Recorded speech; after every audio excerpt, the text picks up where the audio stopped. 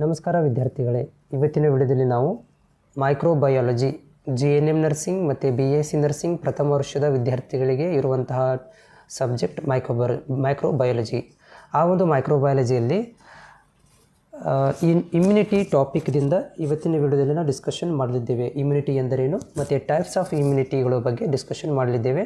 So ಈ ಒಂದು ವಿಡಿಯೋನ ಪೂರ್ತಿಯಾಗಿ ನೋಡಿ. ಮತ್ತು ನೀವು ನಮ್ಮ ಚಾನಲ್ಗೆ ಹೊಸಬರಾಗಿದ್ದರೆ ನಿಮಗೆ GNM ನರ್ಸಿಂಗ್ ಮತ್ತು BS ನರ್ಸಿಂಗ್ ನೋಟ್ಸ್ಗಳಿಗಾಗಿ ಸಬ್ಸ್ಕ್ರೈಬ್ ಕೂಡ ಮಾಡಿಟ್ಕೊಳ್ಳಿ. ಮೊದಲಿಗೆ ಡೆಫಿನೇಷನ್ ಆಫ್ ಇಮ್ಯುನಿಟಿ ಅಂದ್ರೇನು? Immunity is the ability of the body to protect against all the types of foreign bodies like bacteria, virus, toxic substances etcetera. ನೋಡಿ, ಇಮ್ಯುನಿಟಿ ಅನ್ನೋದು ನಮ್ಮ ದೇಹದ ಒಳಗಡೆ ಇರುತ್ತೆ. ಓಕೆ, ನಮ್ಮ ಬ್ಲಡ್ ಜೊತೆಗೆ ಇರುತ್ತೆ. ಒಂದು ಏನಂದರೆ ಇಮ್ಯುನಿಟಿ ಸಿಸ್ಟಮ್. ಅದೇನು ಮಾಡುತ್ತೆ ಅಂತಂದರೆ, ಹೊರಗಡೆಯಿಂದ ಬರುವಂತಹ ಫಾರಿನ್ ಬಾಡಿ ಅಂತ ಹೇಳ್ತೀವಿ. ಉದಾಹರಣೆಗೆ ಬ್ಯಾಕ್ಟೀರಿಯಾಗಳು, ವೈರಸ್ಗಳು, ಟಾಕ್ಸಿಕ್ ಸಬ್ಸ್ಟೆನ್ಸಸ್ಗಳು, ಅಂದರೆ ನಮ್ಮ ದೇಹಕ್ಕೆ ಹಾನಿಯನ್ನು ಉಂಟು ಮಾಡುವಂತಹ ಒಂದು ಸೂಕ್ಷ್ಮಾಣು ಜೀವಿಗಳಿಂದ ನಮ್ಮ ಒಂದು ರೋಗ ಬರದ ಹಾಗೆ ತಡೆಯುವಂಥ ಒಂದು ಕೆಲಸ ಮಾಡುತ್ತೆ. ಅದಕ್ಕೆ ಇಮ್ಯುನಿಟಿ ಸಿಸ್ಟಮ್ ಅಂತ ಕರಿತೀವಿ.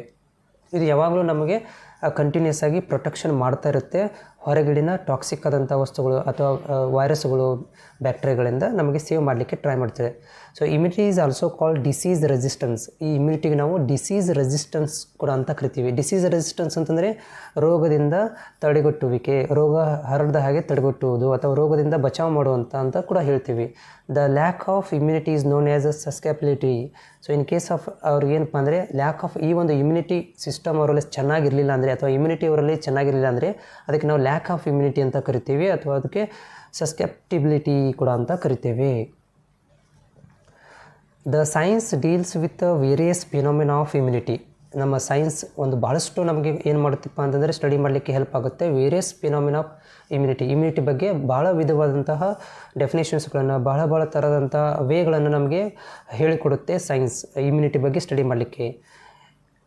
Induced sensitivity and allergy is called immunology. So ಈ ಒಂದು ಸೈನ್ಸ್ ಒಳಗಡೆ ನಾವು ಇಮ್ಯುನಿಟಿ, ಆಂಟಿಬಾಡಿ ಆಂಟಿಜೆನ್ ರಿಯಾಕ್ಷನ್ ಬಗ್ಗೆನೋ ಅಥವಾ ಇಮ್ಯುನಿಟಿ ಬಗ್ಗೆ ಅಧ್ಯಯನ ಮಾಡುವಂಥ ಒಂದು ವಿಭಾಗಕ್ಕೆ ನಾವು ಇಮ್ಯುನಾಲಜಿ ಅಂತ ಕರಿತೀವಿ.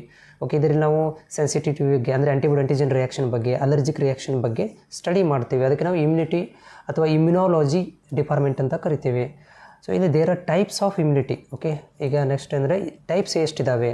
ಇಮ್ಯುನಿಟಿಯಲ್ಲಿ ಮೇಜರಾಗಿ 2 ಟೈಪ್ಸ್ ಇದ್ದಾವೆ. ಮೇಜರಾಗಿ 2 ಟೈಪ್ಸ್ ಇಮ್ಯುನಿಟಿ. ಒಂದು ಇನ್ನೇಟ್ ಅಥವಾ ಅದಕ್ಕೆ ನ್ಯಾಚುರಲ್ ಇಮ್ಯುನಿಟಿ ಅಂತ ಕರಿತೀವಿ ಅಥವಾ ಇನ್ನೇಟ್ ಇಮ್ಯುನಿಟಿ ಅಂತ ಕರಿತೀವಿ. ಟೆಕ್ಸ್ಟ್ ಬುಕ್ಕಲ್ಲಿ ನಿಮಗೆ ಇನ್ನೇಟ್ ಇಮ್ಯುನಿಟಿ ಅಂತ ನೋಡಲಿಕ್ಕೆ ಸಿಗುತ್ತೆ.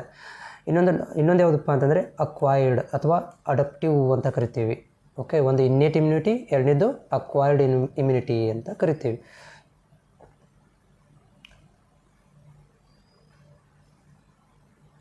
ಸೊ ಇನ್ನೇಟ್ ಇಮ್ಯುನಿಟಿ ಅಥವಾ ನ್ಯಾಚುರಲ್ ಇಮ್ಯುನಿಟಿ ಅಥವಾ ನಾನ್ ಸ್ಪೆಸಿಫಿಕ್ ಇಮ್ಯುನಿಟಿ ಅಂದರೆ ಏನು? ಓಕೆ, ಇದು ಬೈ ಬರ್ತಿಂದ ಬರುವಂಥ ಇಮ್ಯುನಿಟಿ. ಇದು ತಾಯಿಯ ಮುಖಾಂತರನೇ ಬರುವಂತಹ, ಓಕೆ, ತಾಯಿಯಿಂದ ಬರುವಂಥ ಒಂದು ಇಮ್ಯುನಿಟಿ, ಇದು ಬರ್ನ್ ಅಂತ ಹೇಳ್ತೀವಿ. ಓಕೆ, ಸೊ ಇನ್ನೇಟ್ ಇಮ್ಯುನಿಟಿ ಅಂದರೆ ಏನು ಸ್ವಲ್ಪ ನೋಡೋಣ. Innate immunity is inherited by the organisms from the parents and protects it from the birth throughout the life. So ನಮ್ಮ ಪೇರೆಂಟ್ಸಿಂದ ಬಂದಿರುವಂತಹ ಒಂದು ಇಮ್ಯುನಿಟಿ ಅದು ಇನ್ಹೆರಿಟೆಡ್. ಓಕೆ, ಅಂದರೆ ಸಂತತಿಯಿಂದ ಬಂದಿರುವಂಥ ಇಮ್ಯುನಿಟಿಗೆ ಇನ್ನೇಟ್ ಇಮ್ಯುನಿಟಿ ಅಂತ ಕರಿತೀವಿ. ಅಂದರೆ ಬೈ ಬರ್ತಿಂದ ನಮ್ಮ ಜೊತೆಗೆ ಬಂದುಬಿಟ್ಟಿದೆ. ಅದು ಥ್ರೂಔಟ್ ದ ಲೈಫ್, ನಮ್ಮ ಲೈಫ್ ಜೊತೆಗೆ ಸಾಯೋ ತನಕ ನಮ್ಮ ಜೊತೆಗಿರುತ್ತೆ ಆ ಒಂದು ಇಮ್ಯುನಿಟಿ ಸಿಸ್ಟಮು. ಅದಕ್ಕೆ ಇನ್ನೇಟ್ ಇಮ್ಯುನಿಟಿ ಅಂತ ಕರಿತೀವಿ. For example, human have innate immunity. ನಾವು ಇನ್ನೇಟ್, ಯಾಕಂದರೆ ತಾಯಿಯಿಂದ ನಮಗೆ ಇಮ್ಯುನಿಟಿ ಸಿಸ್ಟಮ್ನ ನಾವು ಪಡ್ಕೊಂಬಂದಿದ್ದೀವಿ. Against distemper, okay, fetal disease of dogs. Okay, ಇಲ್ಲಿ ಎಕ್ಸಾಂಪಲ್ ಒಂದು ಫೆಟಲ್ ಡಿಸೀಸ್ ಆಫ್ ಡಾಗ್ಸ್ ಅಂದರೆ ಒಂದು ಎಕ್ಸಾಂಪಲ್ ಕೂಡ ಕೊಟ್ಟಿದ್ದಾರೆ ಡಾಗ್ಸ್ ಬಗ್ಗೆ. ಅಥವಾ ನಮ್ಮ ಬೈ ಬರ್ತಿಂದ ಅಂದರೆ ತಾಯಿ ಫಿಟಸಲ್ಲಿರಬೇಕಾದ್ರೆ ನಾವು ಏನಪ್ಪ ಅಂದರೆ ಈ ಒಂದು ಇನ್ನೇಟ್ ಇಮ್ಯುನಿಟಿಯನ್ನು ಪಡ್ಕೊಂಡು ಬಂದಿದ್ದೀವಿ. ನೆಕ್ಸ್ಟ್ ಅಂದರೆ it is a name non specific suggest. ಇದಕ್ಕೆ ನಾವು ನಾನ್ ಸ್ಪೆಸಿಫಿಕ್ ಅಂದರೆ ಪರ್ಟಿಕ್ಯುಲರ್ಲಿ ಅದು ಇಡೀ ಎಲ್ಲದಕ್ಕೂ ಸಂಬಂಧಿಸಿದಂಥ ಒಂದು ಇಮ್ಯುನಿಟಿ ಅಂದರೆ ಇನ್ನೇಟ್ ಇಮ್ಯುನಿಟಿ. ಇದು ನಾನ್ ಸ್ಪೆಸಿಫಿಕ್ ಅಂತ ಕರಿತೀವಿ. ಇದು ಸ್ಪೆಸಿಫಿಕ್ ಆಗಿ ಇದಕ್ಕೆ ಕೆಲಸ ಮಾಡಬೇಕು, ಇದೇ ರೋಗ ಬಂದಾಗ ಮಾತ್ರ ಕೆಲಸ ಮಾಡ್ಕೊಂತಿಲ್ಲ. ಯಾವುದೋ ಸೂಕ್ಷ್ಮ ಜೀವಿ ಬರಲಿ ಅದ್ರ ಜೊತೆಗೆ ಫೈಟ್ ಮಾಡಲಿಕ್ಕೆ ರೆಡಿಯಾಗಿರೋದು ಇನ್ನೇಟ್ ಇಮ್ಯುನಿಟಿ. ಅದಕ್ಕೆ ನಾವು ನಾನ್ ಸ್ಪೆಸಿಫಿಕ್ ಅಂತ ಕರಿತೀವಿ. It lacks of specific response to specify the invaders. Okay, but ಏನಪ್ಪ ಅಂದರೆ lacks of specific response to specific invaders. ಹೊರಗಡೆಯಿಂದ ಬರುವಂಥ ಒಂದು ಏನಂತಂದರೆ ಈ ಸೂಕ್ಷ್ಮಾಣು ಜೀವಿಗಳ ಜೊತೆಗೆ ಇದು ನಾಟ್ ಓನ್ಲಿ ಒಂದೇ ಒಂದು ಮೈಕ್ರೋ ಆರ್ಗನಿಸಮ್ ಅಂತಲ್ಲ, ಎಲ್ಲರ ಜೊತೆಗೂ ಕೂಡ ಇದು ಏನು ಮಾಡುತ್ತೆ, ಫೈಟ್ ಮಾಡಲಿಕ್ಕೆ ರೆಡಿಯಾಗಿರುತ್ತೆ. Different barriers to enter the foreign agent into our body. Different ಆದಂಥ ಬೇರಿಯರ್ ಮುಖಾಂತರ, ಅಂದರೆ ಬೇರಿಯರ್ ಅಂದರೆ ಯಾವುದು? ಸೊ ಅದರಲ್ಲಿ ಸ್ಕಿನ್ ಇರ್ಬೋದು, ಕಣ್ಣು ಇರ್ಬೋದು, ನೆಸಲಿರ್ಬೋದು, ಮೂಗಿರ್ಬೋದು, ಬಾಯಿ ಇರ್ಬೋದು, ಈ ಥರದಿಂದ ಬೇರಿಯರ್ ಅಂತ ಕರಿತೀವಿ. ಈ ಬೇರಿಯರ್ ಮುಖಾಂತರ ನಮ್ಮ ಒಳಗಡೆ ಫಾರಿನ್ ಬಾಡಿಗಳು ಬರಲಿಕ್ಕೆ ಟ್ರೈ ಮಾಡ್ತಿರ್ತವೆ. ಓಕೆ, ಸೊ ಉದಾಹರಣೆಗೆ ಇಲ್ಲಿ innate immunity consist of 4 types of barriers. Innate immunity ಮಾಡ್ತಾ ಇದೆ 4 ಟೈಪ್ ಬ್ಯಾರಿಯರಿಂದ ಪ್ರೊಟೆಕ್ಷನ್ ಮಾಡ್ತಾ ಇದೆ. ಇದು ಯಾವುದು ನಮ್ಮ ಇನ್ನೇಟ್ ಇಮ್ಯುನಿಟಿ? ಯಾವುದು? ಫಿಸಿಕಲ್ ಇರ್ಬೋದು, ಫಿಸಿಯೋಲಾಜಿಕಲ್ ಇರ್ಬೋದು, ಸೆಲ್ಯುಲಾರು, ಸೈಟೋಕೈನಿಕ್ ಬ್ಯಾರಿಯರ್ಸ್ ಅಂತ ಕರಿತೀವಿ. ಅಂದರೆ ಫಾರ್ ಎಕ್ಸಾಂಪಲ್ ಇವಾಗ ಹೆಂಗೆಂದರೆ ನಮ್ಮ ಕಣ್ಣು ಟಿಯರ್ ಮುಖಾಂತರ, ಸಲೈವ ಬಾಯಿ ಮುಖಾಂತರ, ನೆಸಲೊಳಗೆ ನೆಸಲ್ ಫ್ಲೂಯಿಡ್ ಇರುತ್ತೆ, ಅದರ ಮುಖಾಂತರ ಸ್ಕಿನ್ ಸಾಲ್ಟ್ ಫಾರ್ಮೇಷನ್ ಮಾಡುತ್ತೆ. ಅದರ ಮುಖಾಂತರ ಏನು ಮಾಡುತ್ತೆ ಅಂದರೆ ಇನ್ನೇಟ್ ಇಮ್ಯುನಿಟಿ ನಮಗೆ ಕಂಟಿನ್ಯೂಸ್ ಆಗಿ ಪ್ರೊಟೆಕ್ಷನ್ ಮಾಡ್ತಾ ಇರುತ್ತೆ. ಸೊ ಈ ಒಂದು ಇನ್ನೇಟ್ ಇಮ್ಯುನಿಟಿ ಒಳಗಡೆ ಫಿಸಿಕಲ್ ಬ್ಯಾರಿಯರ್ ಅಂತ ಯಾವುದು ಅಂತ ನೋಡಿದಾಗ ಇಲ್ಲಿ ಒಂದೇದು ಫಿಸಿಕಲ್ ಬ್ಯಾರಿಯರ್ಸ್. ಓಕೆ, ಸೊ ಈ ಫಿಸಿಕಲ್ ಬ್ಯಾರಿಯರ್ ಬರೋದು ಯಾವುದು ಅಂತಂದರೆ ಸ್ಕಿನ್. ಓಕೆ, ಸ್ಕಿನ್ ಏನು ಮಾಡುತ್ತೆ, ಯಾವ ರೀತಿಯಾಗಿ ನಾವು ಪ್ರೊಟೆಕ್ಷನ್ ಮಾಡುತ್ತೆ? Skin is a physical barrier.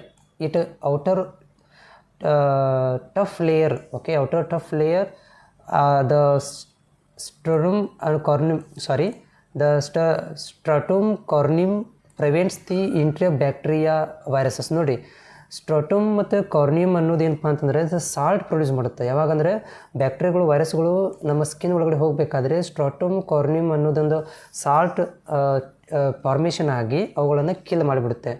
Okay, so ಇನ್ನೊಂದು ಮುಕೋಸ್ ಮೆಂಬ್ರೇನ್. ಮುಕೋಸ್ ಮೆಂಬ್ರೇನ್ ಏನು ಮಾಡುತ್ತಪ್ಪ ಅಂದರೆ mucous membrane secrete the membrane trap the micro organisms immobilise them. Okay, ಇದೇನು ಮಾಡುತ್ತೆ, ಮುಕೋಸ ಸಿಕ್ರೆಟ್ ಮಾಡುತ್ತೆ. ಮುಕೋಸ ಮೆಂಬ್ರೇನ್ ಮುಖಾಂತರ ಮುಕೋಸ್ ಅನ್ನೋದೊಂದು ಫ್ಲೂಯಿಡ್ ರಿಲೀಸ್ ಮಾಡುತ್ತೆ. ಅದರಿಂದ ಏನಾಗ್ತದೆ ಅಂದರೆ ಮೈಕ್ರೋ ಆರ್ಗನಿಸಮ್ನ ಮೂಮೆಂಟಮ್ ಆಗೋದನ್ನು ಅಥವಾ ಅದನ್ನು ಡೆವಲಪ್ಮೆಂಟ್ ಆಗೋದನ್ನು ತಡೆಯುತ್ತೆ. Micro organisms dust particles can enter the respiratory tract. ಇದು ಮುಕೋಸ ನಮ್ಮ ರೆಸ್ಪಿರೇಟರಿ ಟ್ರ್ಯಾಕ್ ನೆಸಲ್ ಒಳಗಡೆ ಇರುತ್ತೆ, ಮೂಗಿನ ಒಳಭಾಗದಲ್ಲಿ. ಇದೇನು ಮಾಡುತ್ತೆ ಅಂದರೆ ಡಸ್ಟ್ಗಳನ್ನು, ಮೈಕ್ರೋ ಆರ್ಗನಿಸಮ್ಗಳನ್ನ ತಡೆಯುತ್ತೆ. ಬೇಕಾದ್ರೆ ನೀವು ನೋಡ್ಬೋದು, ತಳಗಡೆ ವೆಟ್ ಥರ ಇರುತ್ತೆ ನೆಸಲ್ ಒಳಗ ಭಾಗದಲ್ಲಿ. ಯಾಕಂತಂದರೆ ಅಲ್ಲಿ ಮುಕೋಸ್ ಅನ್ನೋ ಒಂದು ಸಿಕ್ರೇಷನ್ ಬರ್ತಾ ಇರುತ್ತೆ. ಓಕೆ, ಫ್ಲೂಯಿಡ್ ಬರುತ್ತೆ, ಅದು ನಮಗೆ ಪ್ರೊಟೆಕ್ಷನ್ ಮಾಡುತ್ತೆ ಹೊರಗಡೆಯಿಂದ ಬಂದಿರುವಂಥ ಡಸ್ಟನ್ನು ಮತ್ತು ಮೈಕ್ರೋ ಆರ್ಗನಿಸಮ್ನ.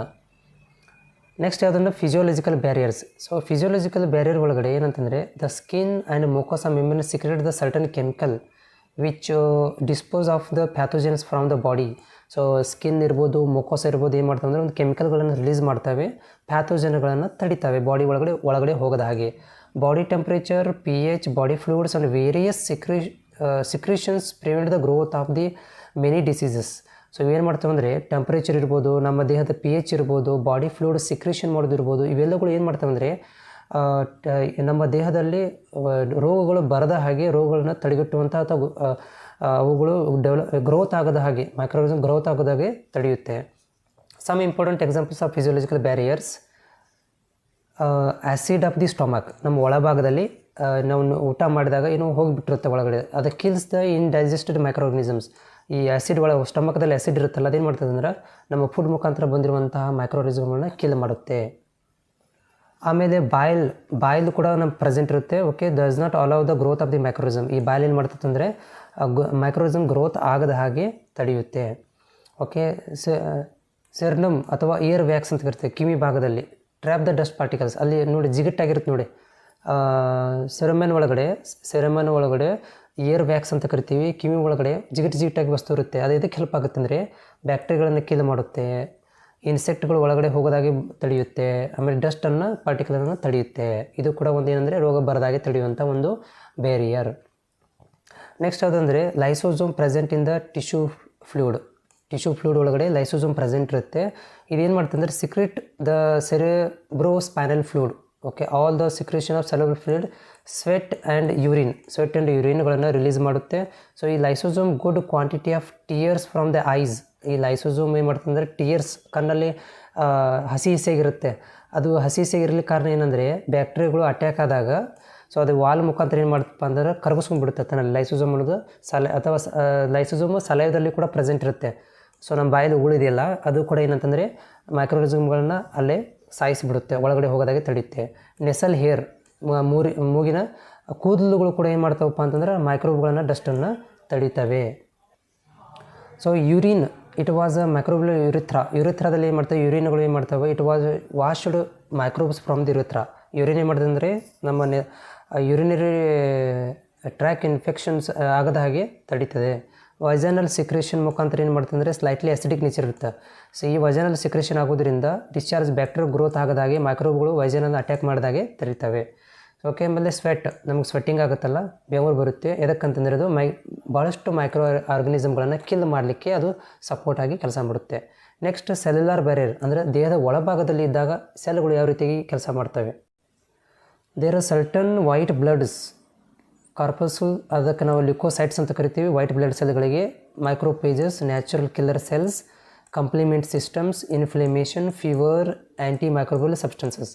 ಸೊ ಸರ್ಟನ್ ಸಬ್ಸ್ಟೆನ್ಸ್ ಅಂದರೆ ಒಳಗಡೆ ಸೆಲ್ ಬ್ಯಾರಿಯರ್ ಅಂತಂದರೆ ಒಳಭಾಗದಲ್ಲಿ ಇನ್ ಕೇಸ್ ಆಫ್ ಮಿಸ್ ಆಗಿ ಬಾಯಿ ಮುಖಾಂತರ ಒಳಗಡೆ ಹೋಯಿತು, ಬ್ಲಡ್ಡಲ್ಲಿ ಸೇರ್ಕೊಂಡಾಗ ಅಲ್ಲಿ ಕೂಡ ಏನಂದರೆ ಗ್ಲುಕೋಸೈಟ್ಸ್ಗಳು ಅಂದರೆ ವೈಟ್ ಬ್ಲಡ್ ಸೆಲ್ಗಳು, ಮೈಕ್ರೋಪೇಜಸ್ಗಳು, ನ್ಯಾಚುರಲ್ ಕಿಲ್ಲರ್ ಸೆಲ್ಸ್ಗಳು, ಕಂಪ್ಲಿಮೆಂಟ್ ಸಿಸ್ಟಮ್ಗಳು, ಇನ್ಫ್ಲಮೇಷನು, ಇವೆಲ್ಲಗಳು ಏನು ಮಾಡ್ತವೆ ಅಂದರೆ ಅದನ್ನು ಡೆವಲಪ್ಮೆಂಟ್ ಆಗದ ಹಾಗೆ ತಡೆದು ಕಿಲ್ ಮಾಡಿಬಿಡ್ತವೆ.